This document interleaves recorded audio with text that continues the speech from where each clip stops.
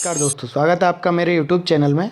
और आज हम क्रेडिट कार्ड को किस प्रकार से उपयोग में लें इस बारे में जानकारी प्राप्त करेंगे। आप सभी जानते हैं कि बहुत सारी जो बैंकें हैं वो क्रेडिट कार्ड ऑफ़र करती हैं।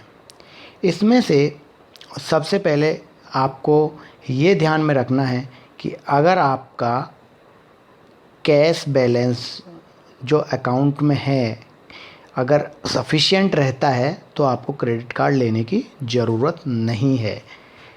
क्रेडिट कार्ड का सही मायने में जो उपयोग रहता है वो उस परिस्थिति में रहता है जबकि आप बहुत ज़्यादा शॉपिंग करते हैं या आपको आकस्मिक किसी हॉस्पिटल में मेडिकल के लिए कोई फैसिलिटी ऐसी आपको चाहिए कि आप चाहते हैं कि आपको 1 लाख का क्रेडिट, 2 लाख का क्रेडिट बैलेंस आपका क्रेडिट कार्ड में रहे ताकि किसी भी एक्सीडेंटल टाइम में आपको उस पैसे का उपयोग किया जा सके।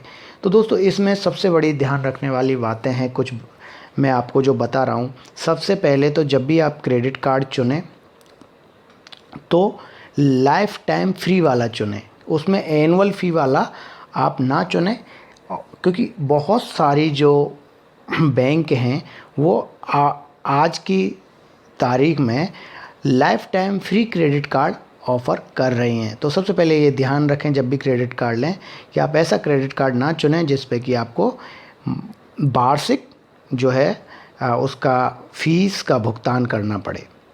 और दूसरी बात, आपको जब क्रेडिट कार्ड मिल जाए तो इसमें सबसे पहले एक चीज़ ध्यान रखें कि आप कैश ट्रांजैक्शन एटीएम पर बिल्कुल भी ना करें।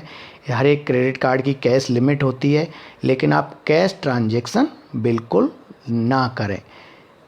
तीसरी बात कि आप क्रेडिट कार्ड के बारे में ये जान लें कि इसकी एक स्टेटमेंट की डेट होती है।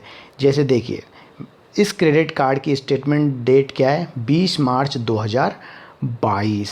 इसका मतलब ये है कि इस क्रेडिट कार्ड का जो बिलिंग होती है वो 20 मार्च 2022 को होती है। आप 21 मार्च 2022 की जो ट्रांजैक्शन होगी वो 20 अप्रैल 2022 के बिल में आएगी। आपको जो हर मंथली बिलिंग की जो डेट है वो पता होनी चाहिए। और आपको ये ध्यान रखना चाहिए कि आप इसका जो टोटल ड्यू अमाउंट है, जैसे कि इसमें 2,906 रुपये इसका टोटल ड्यू अमाउंट, तो जब इसका स्टेटमेंट जनरेट हुआ तो 2,906 रुपये 90 पैसे आया। लेकिन इन केस अगर आपको दिए गए टाइम, आपको दिया गया टाइम कौन सा है, इसमें वो ड्यू डेट भी लिखी हुई है 6 अप्रैल 2022। 6 अप्रैल 2022 आपको 20 दिन और दिए गए हैं। उन 20 दिनों में आप अगले जो 20 दिन हैं उनमें आप ये पैसा जमा कराएंगे। और अगर आप ये पैसा जमा नहीं कराते हैं तो आप पर पेनल्टी फ़ाइन की जाएगी।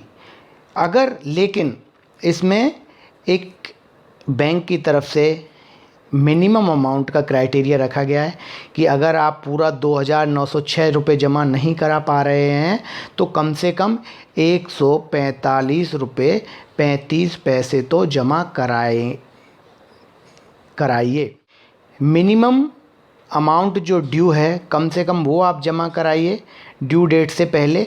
अगर आप फुल अमाउंट जमा कराते हैं तो बहुत बढ़िया है, नहीं तो मिनिमम अमाउंट तो जमा आपको कराना ही कराना है। ऐसी सिचुएशन से बचने के लिए आप ये ध्यान रखें कि आप कम से कम, अगर फ़ाइन की सिचुएशन आ जाती है कि आपके पास में टोटल अमाउंट जो ड्यू है वो जमा नहीं करा पा रहे हैं, तो मिनिमम अमाउंट ड्यू पक्का जमा कराएं ताकि आप जो पेनल्टीज़ हैं उनसे बच सकें। अगली बात कि आपको ये जो क्रेडिट कार्ड है इसमें आप इसके पैसे को ज़्यादा से ज़्यादा यूज कैसे कर सकते हैं। आप ये ध्यान रखिए कि स्टेटमेंट की जो डेट है, जैसे इसकी 20 मार्च है, आप कोशिश करिए कि अगर आपको कोई भी घरेलू सामान लेना है, आप 19 मार्च को, 17 मार्च को, 18 मार्च को, 10 मार्च को अगर लेने का मूड बना रहे हैं, तो आप ये सोच के बनाइए कि आपको ये जो ट्रांजैक्शन करनी है ये 21 मार्च को करनी है, 22 मार्च या 20 मार्च के बाद करनी है, ताकि आपको मैक्सिमम पीरियड मिल जाए पैसों का अरेंजमेंट करने के लिए और इन पैसों को यूटिलाइज करने के लिए। देखिए, अगर 21 मार्च को आप ट्रांजैक्शन करते हैं तो आपको वो 20 अप्रैल 2022 को स्टेटमेंट जनरेट होगा और उसके बाद आपको 20 दिन और मिलेंगे। इस तरह आप पूरे 49 दिन आप उस पैसे का उपभोग कर सकते हैं, और वो भी बिना किसी चार्ज के। आप तय समय पर, ड्यू डेट पर वो पैसा जमा कराइए ताकि आप पेनल्टी से बच सकें। तो दोस्तों, ये वीडियो कैसा लगा? ऐसे ही रोचक टॉपिक्स पर मैं आपको वीडियो बनाता रहूँगा। आप देखते रहिए। तब तक के लिए नमस्कार, धन्यवाद।